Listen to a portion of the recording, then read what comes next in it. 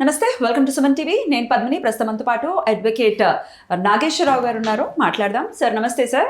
ఇప్పుడు talk of the town అండి, Nandu's world అనే యూట్యూబర్ నందు, ఆవిడ చేసినటువంటి ఆవిడ కానీ హస్బెండ్ కానీ కలిసి చేసినటువంటి అది స్కామా, మరి నిజంగానే స్కామ్ చేశారా అనేది చాలా ప్రశ్నార్థకంగానే ఉంది. కొన్ని కోట్లనే చెప్తున్నారు. మరి అక్కడ జాబ్ ఇప్పిస్తాము అని చెప్పి ఇక్కడ వాళ్ళ దగ్గర లక్షలు, ఒక్కొక్క పర్సన్ దగ్గర 20 lakhs తీసుకున్నారని కూడా చెప్తున్నారు.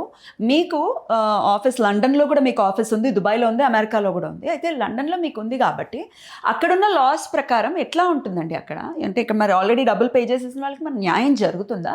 అసలు దీన్ని స్కామ్ కింద చూడొచ్చా? వాట్ ఈజ్ యువర్ ఒపీనియన్ అండి? ఇప్పుడు జనరల్గా ఏంటంటే ఇప్పుడు అక్కడ స్కామ్ జరిగిందా లేదా అనేది అయితే నాకైతే ఖచ్చితంగా తెలియదు. ఎందుకంటే నేనైనా కూడా సోషల్ మీడియా చూడాలి కాబట్టి, సోషల్ మీడియా నుంచి తెలుసుకున్నదే కాబట్టి. ఇప్పుడు వీళ్ళేమో స్కామ్ జరిగిందని చాలామంది చెప్తారు, వాళ్ళేమో అసలు స్కామే చేయలేదు, మాకు సంబంధం లేదు వాళ్ళు చెప్తారు. కుట్ర చేస్తున్నారు కొంతమంది అని వీళ్ళు చెప్తారు. సో మనకు ఆ యూకే వీసాలకు సంబంధించిన స్కామ్ గురించి మనకు ఖచ్చితంగా తెలియదు కాబట్టి మనం వాళ్ళ గురించి మాట్లాడడం కంటే అసలు యూకేలో ఏం జరుగుతుంది, ఇటువంటి కేసులలో ఏం జరుగుతుంది అనేది మనము జనాలకు పబ్లిక్ అవేర్నెస్ కోసం అనేది మనం చెప్పుదాం. మనం ఫస్ట్ ఏంటంటే ఇప్పుడు లండన్లో ఏంటంటే వీసా రూల్స్ అంటే చాలా కష్టంగా ఉన్నాయి. ఇంతకుముందు ఉన్నంత ఫ్లెక్సిబిలిటీ లేవు. ఓకే, ఎందుకంటే అక్కడ మైగ్రేషన్ పెరిగిపోవడము, తర్వాత ఈ చదువుకోవడానికి పోయిన వాళ్ళు రకరకాల వ్యక్తులు పెరిగిపోయి అక్కడ జనాభా అనేది విపరీతంగా పెరిగిపోవడం ద్వారా అక్కడ గవర్నమెంట్ ఏం చేస్తుంది, ఈ వీసా రూల్స్ని కఠినతరం చేసుకుంటూ వచ్చేస్తుంది, చాలా టఫ్ చేసుకుంటూ వస్తుంది. సో జనరల్గా యూకే పోయే వాళ్ళు ఎక్కువ మంది దేని మీద పోతారంటే ఏంటంటే స్టూడెంట్ వీసా మీదనే వెళ్తారు. ఫస్ట్ స్టూడెంట్ వీసా వెళ్ళిన తర్వాత లండన్లో ఉన్న రూల్ ఏంటంటే ఖచ్చితంగా ఎంటైర్ ఫీజు కట్టాలి. స్టూడెంట్ వీసా మీద కనుక వెళ్తే కోర్స్ ఫీజు ఎంత ఉందో అంత ఒకటేసారి కాదు, ఇన్స్టాల్మెంట్ అనేది ఖచ్చితంగా కట్టాలి, తప్పించుకోనికి ఉండదు. ఇంతకుముందు లెక్క ఏ వీసా మీద పడితే ఆ వీసా మీద ఏ కాలేజ్ పడితే ఆ కాలేజ్ లేదు. సో ఖచ్చితంగా ఏంటంటే అక్కడ మొత్తం ఫీజు కట్టాలి. తర్వాత నీకు ఏమవుతుంది, చదువు అయిపోయిన తర్వాత మనకు 18 నెలల నుంచి 2 years వరకు మనకు ఒకటి అది సేమ్ ఫీల్డ్లో పని చేసుకునే మనకు వర్క్ పర్మిట్ ఇచ్చే అవకాశం ఉంటుంది ఆ 2 years వరకు. సేమ్ ఫీల్డ్ అంటే నువ్వు చదివిన ఫీల్డ్. ఇప్పుడు ఒకవేళ బీటెక్ చేస్తే కనుక ఇంజనీరింగ్, ఎంబీఏ కనుక చేస్తే ఎంబీఏ ఫైనాన్స్ చేస్తే ఫైనాన్షియల్ రంగము, అట్లా అంటే నువ్వు చదివిన సేమ్ ఫీల్డ్లోనే నువ్వు ఒక 2 years వరకు నీకు లీగల్గా జాబ్ చేసుకునే అవకాశం ఉంటుంది. ఈ 2 years లోపు నువ్వు జాబ్ చేసుకున్న తర్వాత ఒక కంపెనీ నేను హైర్ చేసుకుంటే కనుక, ఓకే, అక్కడ అంటే యూకేలో పెట్టిన కంపెనీ కనుక హైర్ చేసుకుంటే కనుక అప్పుడు వాళ్ళకి జాబ్ ఆఫర్ ఇస్తే వీళ్ళు మిగతాది అది జాబ్కు మారుతుంది వీసా. ఓకే, వర్క్ పర్మిట్ మారిపోయి వాళ్ళు అక్కడ నుంచి అక్కడ నివసించే అవకాశం ఉంటుంది. సో అందరు ఎదుర్కొనే ప్రాసెస్ ఏంది, లండన్ వీసా నీకు యూకే వీసా అనేది 99% సక్సెస్ రేట్ ఉంటుంది. 99% సక్సెస్ రేట్ ఉంటుంది. ఒక 1% 2% మనం రకరకాల కారణాల్లో చెప్పలేము, కానీ 99% సక్సెస్ రేట్ ఉంటుంది.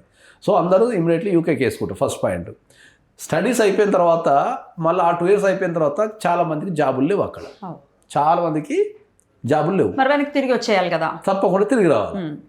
ఈ తిరిగి రావాలంటే ఎట్లయితుంది, ఇప్పుడు మనకు భారతదేశంలో ప్రాబ్లం ఏంటంటే మా వాడు లండన్ పోయిండు, లండన్లో చదువుతున్నాడు, లండన్లో పని చేస్తున్నాడు, ఇంటికాడ ఈ డప్పు కొట్టిన వాళ్ళంతా వీళ్ళు ఏం చేస్తారు, అక్కడ బిల్డప్ ఇస్తాడు, తిరిగి రావడం మళ్ళీ నామోషి కనుక ఏం చేయాలా. ఈ మధ్యలో ఏంటంటే కంపెనీలు ఇప్పుడు జాబులు ఇస్తాను లేవు. లండన్లో కంపెనీలో చాలా రిసెషన్ ఉంది, జాబులు ఇస్తాను లేవు. ఈ వీసాలు కూడా హై ఎండ్ సాలరీస్ పెట్టిండు. మినిమం 60,000 pounds కనుక ఉంటేనే జాబ్ ఇవ్వాలని ఉంటుంది. తర్వాత ఏంది, కంపెనీ వాడు ఏంటంటే ఇప్పుడు వాడు పెట్టాలనుకో, సపోజ్ జాబు వాడు పెట్టాలంటే గవర్నమెంట్కి చాలా పైసలు కట్టాలి. సో వాడు పైసలు కట్టి ఆ వీసా వాళ్ళని చేంజ్ చేసుకొని ఇదంతా నాకు తలకాయ నొప్పి ఎందుకు అని చెప్పేసి వాడు లండన్లో సెటిల్ అయిన వాళ్ళనే తీసుకుంటాడు. ఏది పిఆర్ ఉన్న వాళ్ళనో పాస్పోర్ట్ ఉన్న తీసుకుంటాడు తప్ప ఈ స్టూడెంట్ వీసా కన్వర్ట్ కావడం చాలా కష్టం. అన్లెస్ అంటే వాళ్ళకి నిజంగా షార్టేజ్ ఉంటుంది తప్ప తీసుకోరు. సో ఈ చదువు 2 సంవత్సరాలు అయిపోతుంది, వర్క్ పర్మిట్ 2 సంవత్సరాలు అయిపోతుంది. తర్వాత ఇక ఏం చేయాలి, కంపెనీలు లేవు. ఏం చేయాలంటే దొంగ కంపెనీలు ఉంటాయి. కొంతమంది ఈ వీసాలు ఈ దొంగ కంపెనీలు అక్కడ మనం సిఓఎస్ అంటాం. సిఓఎస్ అంటే ఏంటంటే సర్టిఫికేట్ ఆఫ్ స్పాన్సర్షిప్. అంటే ఏదైనా ఒక కంపెనీ ఉంటే ఆ నచ్చిన వ్యక్తికి అరే నా దగ్గర జాబ్ ఉంది నువ్వు రా అని చెప్పేసి సిఓఎస్ రిలీజ్ చేస్తాడు. అంటే సర్టిఫికేట్ ఆఫ్ స్పాన్సర్షిప్ అంటారు. అది రిలీజ్ చేస్తే జాబ్ వస్తుంది. సో ఈ సిఓఎస్ని ఇప్పుడు వానికి దగ్గర చదువు అయిపోతుంది, 2 సంవత్సరాల వర్క్ పర్మిట్ కూడా అయిపోయిన తర్వాత ఇక వాని దగ్గర 2 ఆప్షన్లు ఉంటాయి. ఖచ్చితంగా జాబ్ కొట్టాల్సిందే లేదా ఇంటికి పోవాల్సిందే. సో ఈ జాబు కొట్టకుండా ఇంటికి పోకుండా ఏంటంటే ఈ డమ్మీ కంపెనీలు ఏవైతే ఉంటాయో కొన్ని కంపెనీలు పెడతారు అక్కడ సిఓఎస్ అని కంపెనీలు పెట్టి గవర్నమెంట్ నుంచి పర్మిషన్ తీసుకుంటారు సిఓఎస్ అని. తెచ్చుకొని దాని మీద జాబులు ఇస్తుంటారు ఇంకా. సో ఆ కంపెనీలు పెట్టి వీళ్ళకి జాబులు ఇచ్చినందుకు మినిమం 20 లక్షల నుంచి 30 లక్షలు 40 లక్షల రూపాయలు వసూలు చేస్తున్నారు. Depend upon the persons necessity, వాళ్ళకున్న కెపాసిటీని బట్టి యావరేజ్గా 20 లక్షల నుంచి 50 లక్షలు స్పాన్సర్ చేస్తున్నారు. ఇప్పుడు వీళ్ళకి కూడా అట్లనే పదుల సంఖ్యలో కంపెనీలు ఇప్పుడు ఉన్నాయి అని చెప్పి అదే వింటున్నాం. అంటున్నారు అంతే. ఇప్పుడు మనం అంటే వాళ్ళు నేరం చేసినా లేదని మనకు తెలియదు, కానీ ఇక్కడ ఎవరికి తెలియని ఒక బ్యూటిఫుల్ విషయం ఏంటంటే ఇంత మొత్తుకుంటున్న ఈ వ్యవస్థలో ఎవరికి తెలియని ఒక బ్యూటిఫుల్ విషయం ఏంటంటే ఎవరైతే పైసలు ఇచ్చిందో వాడు ఏమైనా కంప్లైంట్ ఇస్తే ఫస్ట్ వాళ్ళు లోపలికి పోతాడు. అక్కడ వాడిని వేసేస్తారు ఫస్ట్. ఎక్కడ? ఇక్కడ యూకేలో యూకేలో ఏంది, ఎవడన్నా పైసలు ఇస్తే ఫస్ట్ నువ్వు ఇల్లీగల్ పనులను ప్రోత్సహించినావు కాబట్టి నేనే తప్ప అని చెప్పి ఫస్ట్ నేను లోపటేస్తారు. ఇమ్మీడియట్లీ డిపోర్టేషన్ చేసి వీసా క్యాన్సిల్ చేస్తారు. This is the advantage in the UK. ఎవడన్నా పొల్యూషన్ పోయి సార్ నాకు వాడు జాబ్ ఇస్తా అంటే నేను 20 లక్షలు కట్టినా సార్ అన్నాడు అనుకో, ఫస్ట్ వీళ్ళు డిపోర్టేషన్ చేస్తారు.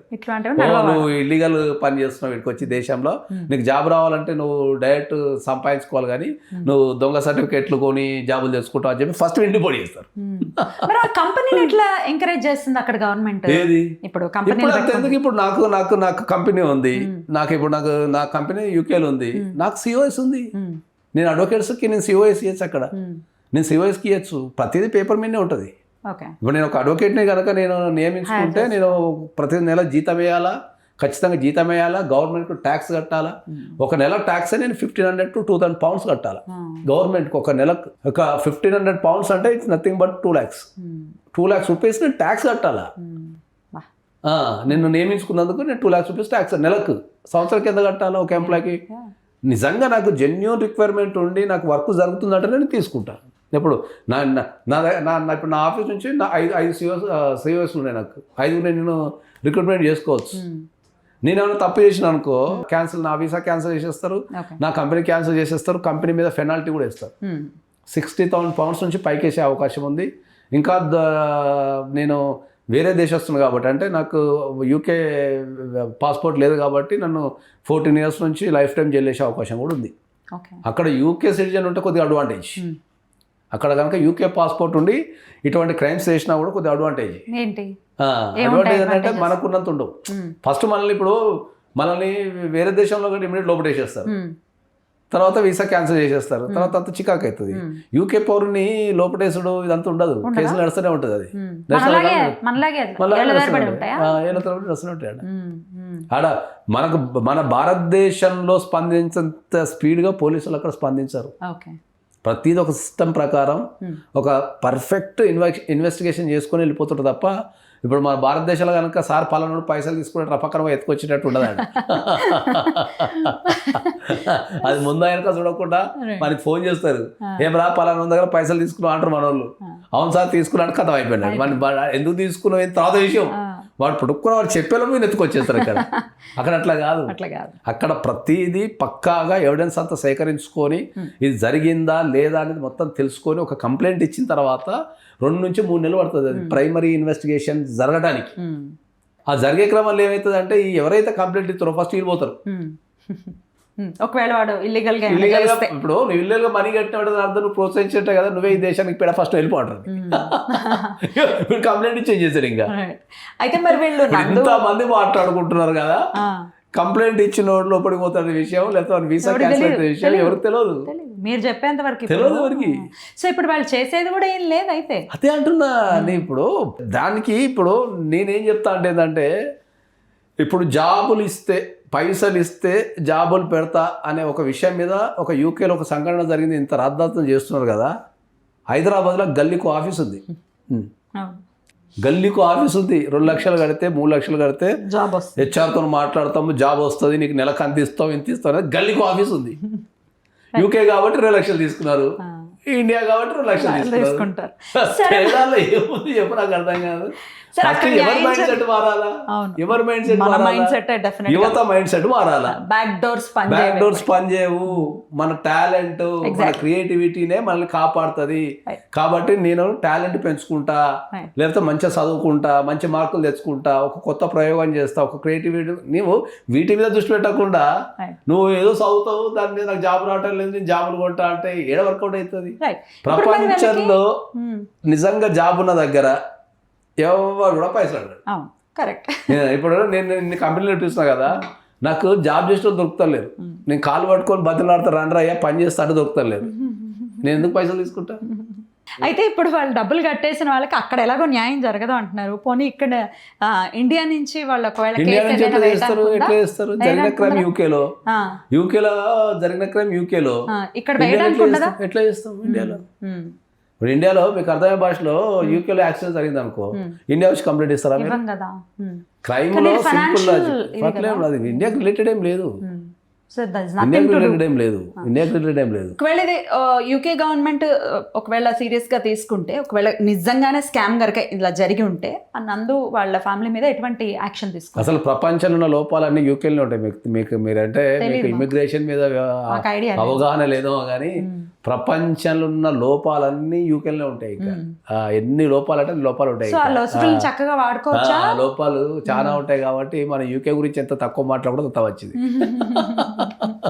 సో ఏం జరుగుతుందో చాలా ఉత్కంఠ. అంటే వాళ్ళైతే చాలా ధైర్యం. లేదు, నేను సీరియస్గా ఏం చెప్తా అంటే ఏంటంటే ప్రతి ఒక్కరికి నేను సీరియస్గా చెప్పగలిగేది ఏంటంటే, ఎందుకు అంటే ఇప్పుడు నేను యూకే వెళ్తా రెగ్యులర్గా, అమెరికా వెళ్తా రెగ్యులర్గా, కొన్ని వందల మందిని వేల మందిని చూస్తుంటా కదా నేను అక్కడ, స్టూడెంట్స్ని కానీ వాళ్ళు పనిచేసేలో కానీ చూస్తుంటా కదా.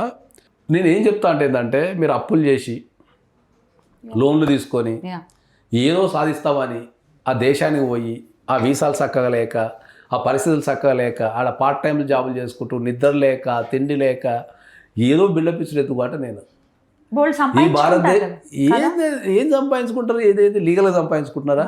కాదు. ఇప్పుడు యూకేలో 20 hours వర్క్ పర్మిట్, ఏది స్టూడెంట్ వీసా మీద ఉన్నప్పుడు వీక్లీ 20 hours పని చేయాలా? వీక్లీ 20 hours పని చేస్తే నీకు పర్ అవర్కి $20 20 pounds వేసుకో, 20 pounds వేసుకో, ఎంత వస్తుంది? 400 వస్తుంది. 400 అంతా కలిపితే నీకు 1600 వస్తుంది. 1600 ఖర్చులకే పోతాయాడ. కాస్ట్ ఆఫ్ లివింగే పోతుంది నీకు, తిండికి ఖర్చులకు వాటికే పోతుంది. నువ్వు బతకడం కోసం పార్ట్ టైం చేసుకోవడానికి పెట్టింది గవర్నమెంట్.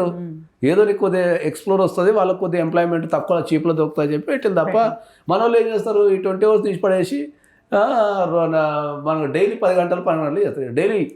ఇంకా చాలామంది ఇంకా మీకు అంటే ఇప్పుడు నేను డైలీ 20 hours పని చేసేవాళ్ళు కూడా ఉన్నారు. నిజంగా చెప్తున్నా, ప్రామిస్. జీవితం అండి అది. అందుకే నేను చదువుకునే ఏజ్లో అందరికి అదే చెప్తున్నాను. చదువుకునే ఏజ్లో ఫారిన్ కంట్రీస్కి వెళ్ళాలి అంటే ఓకే, నువ్వు టెక్నికల్గా హై స్టాండర్డ్స్ ఉంటే వెళ్ళు, లేదా ఇంట్లో సచ్చేంత డబ్బు ఉంటే వెళ్ళు. ఇంకంతే, ఈ రెండే. నీకు టెక్నికల్ హై స్టాండర్డ్స్ ఉన్నాయి, ఇంటర్నేషనల్ లెవెల్లో నువ్వు ప్రయోగాలు చేయాలా, నీకు హయ్యెస్ట్ మార్క్స్ ఉన్నాయి, బాగా విపరీతమైన నువ్వు చాలా బ్రిలియంట్ స్టూడెంట్ అనుకుంటే వెళ్ళు. అట్లాంటి వాళ్ళ గౌరవం ఉంటుంది. లేదా మా ఇంట్లో పైసలు ఎక్కువ అయిపోయినాయి, ఏం కాదు, 1 కోటి 2 కోట్లు పోయినా ఏం కాదు, అట్లా పోయి మంచిగా 2 సంవత్సరాలు మంచిగా చదువుకుంటా, మంచిగా ఎక్స్ప్లోర్ చేస్తా, నేర్చుకుంటా అంటే వెళ్ళు. సంపాదించడం కోసం చదువుల పేరు పెట్టుకొని వెళ్ళొద్దు అని చెప్తున్నా నేను. మిడిల్ క్లాస్ వాళ్ళకి కాదు అని అంటున్నారు. ఇండియాలో లేవా కాలేజీలు? ఇండియాలో చదువుకోవడం లేదా? ఇండియాలో లేవా కాలేజీలు? ఇంకొక ప్రశ్న సార్, వాళ్ళ కేసు పక్కన పెట్టేసి ఇప్పుడు మీరు అన్నట్టుగా గల్లీకి ఒక ఆఫీస్ ఉంది, ఇట్లాంటిది నేను ఉద్యోగం ఇప్పిస్తాను లక్షల్లో దండుకుంటున్నాను. మరి ఇట్లాంటి వాళ్ళు ఒకవేళ ఇక్కడ అట్లాంటి కేసెస్ ఒకవేళ పెడితే న్యాయం జరుగుతుందా? ఏ న్యాయం జరుగుతుంది? దేశంలో వాడు ఆల్రెడీ తీసుకున్న పైసలని ఖర్చు పెట్టేస్తాడు అంతే. వాడు మోసం చేసినట్టు పోయి కంప్లైంట్ ఇస్తారు, వాడిని ఎత్తుకొచ్చి 1 నెల రోజులు జైలు పెడతారు. అంతేనా? కదా, నెల జైలు పెడతారు, వీడు అడిపోతాడు, వాడు అడిపోతాడు. వీడు కట్టినోడేమో వాడు మోసం చేసిన వాడు తిరుగుతుంటాడు, వీడేమో వాడి పైసలు వీడు చేసుకుంటాడు. కట్ చేస్తే అది కేసు వచ్చారు, వీడు మర్చిపోతాడు, వాడు మర్చిపోతాడు. ఎన్నాళ్ళు పడుతుందండి ఈ కేసు? అసలు యావరేజ్గా 5 సంవత్సరాలు పడుతుంది. ఈ 5 సంవత్సరాలు వీడు ఉన్నాడు దగ్గర. వీడు మళ్ళీ ఇంతకుముందు చెప్పినట్టు ఈడ మోసపోయినా కదా అని మళ్ళీ ఇంటికి పోయి మళ్ళీ కొత్త బిల్లు పెడతాడు, యూకే చదువుకుంటా అంటాడు, యూకే పోతాడు, ఈ కేసు ఆడైపోతుంది. సైకిల్ అది. లేదా వీడికి కుట్టిదో గుడ్డిదో ఏదో జాబ్ వస్తుంది, ఆ జాబ్లో పడిపోతాడు, ఆ జాబ్ రాగానే పెళ్లి చేస్తాడు, కేసు ఉంటే ఎవరు తిరుగుతాడు? వదిలేస్తారు. కేసు పెట్టేటప్పుడు ఉన్న ఆవేశము నడిపేటప్పుడు ఉండదు మనిషి. కరెక్ట్. పెట్టిన తర్వాత నడపలేరు చాలా మంది. Exactly, right sir. మొత్తానికైతే చాలా హల్చల్ చేస్తుంది ఈ అంశము నందూస్ వాళ్ళకి సంబంధించి. చూద్దాం ఇంకా ఎటువంటి టర్న్స్ తీసుకుంటుందో, అసలు నిజంగానే ఒకవేళ బాధితులకి న్యాయం జరుగుతుందో లేదో. Let's hope for the best. Thank you sir.